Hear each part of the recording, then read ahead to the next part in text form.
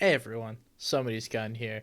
Today I'm going to walk you through some different tips and tricks you can use this season. Some are more geared towards competitive, while others are going to help you become a better player and learn different strategies throughout the game, whether you play comp or just regular Fortnite. So go ahead, check it out, and if you enjoy the video, please like and subscribe to my channel.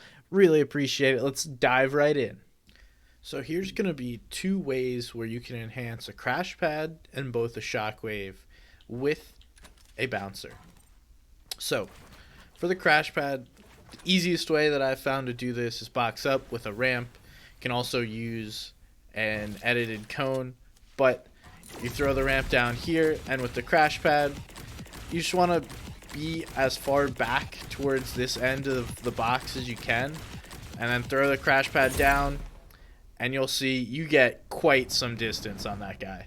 75, 80 meters is about where you end up. So that's how to enhance a crash pad. Now we also have a shockwave. Shockwave is a little different. For this, I like to use a cone and a floor.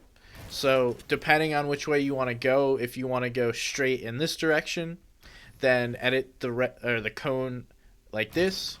You could also do a single tile edit on the cone to go diagonally, so I'll just show you the diagonal one.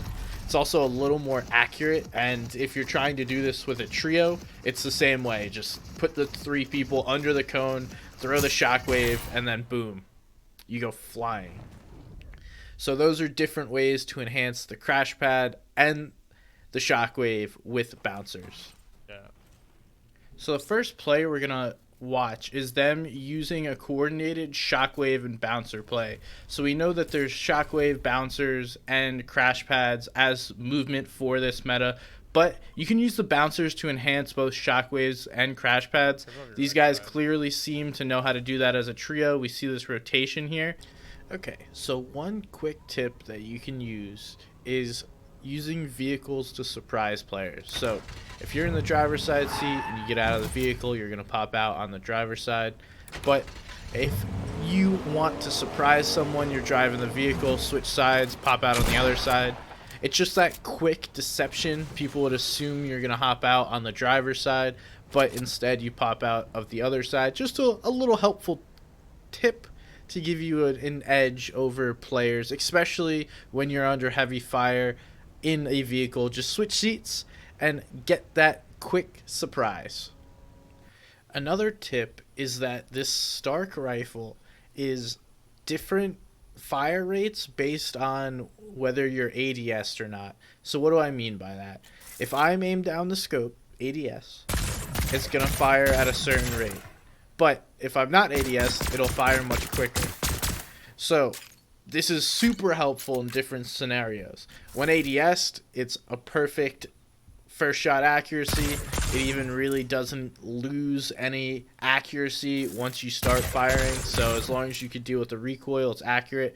But in mid-game, even early game fights, where you're trying to help your teammate and don't want to shoot at this slow fire rate, you can simply just not ADS and fire faster to put more pressure on. This is extremely effective when you're in a trio fight and your teammate needs help. You need to put down effective cover fire or pressure a player in a box.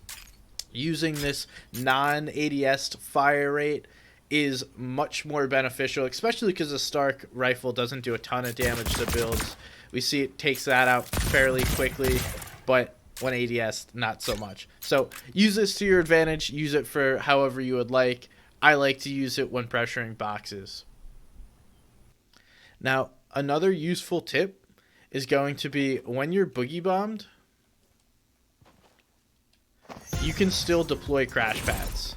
And it's a great way to get out of the area in which the person boogied you. So obviously you need a crash pad to do this, but look, see I'm boogied, and then you just use the double tap jump button to crash pad away. You can even use multiple crash pads while you're boogied if you want to, but it's a very effective way to get out of an area when someone boogie bombs you. It's really the only way I know to counter it. It doesn't unboogie you, but at least you're getting some distance away from your opponent and hopefully going to be able to either box up or lose the boogieing effect by the time your opponent jumps on top of you. You also want to make sure you're using cars to rotate, whether it be a sedan, a truck, an 18-wheeler, whatever you choose.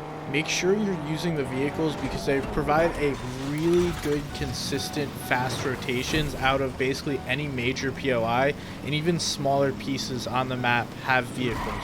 So use these. You can also save them for later pieces in the game to also get freer rotates and use them for rotations once zones become super packed.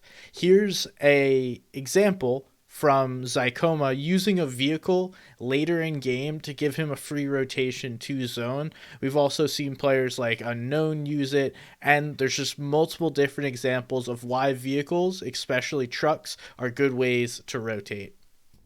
Well, that's all I got for you guys. Hope those tricks were helpful for you and you can help implement them into your own game. You have any questions, comment down below, and make sure to subscribe to the channel. I'm always putting out different POI analyses, tips and tricks, as well as VOD reviews on some of the top players in the game. So if you're looking to improve, learn some stuff, make sure you hit that subscribe button. And I'm Somebody's Gun. I'll see you guys next time.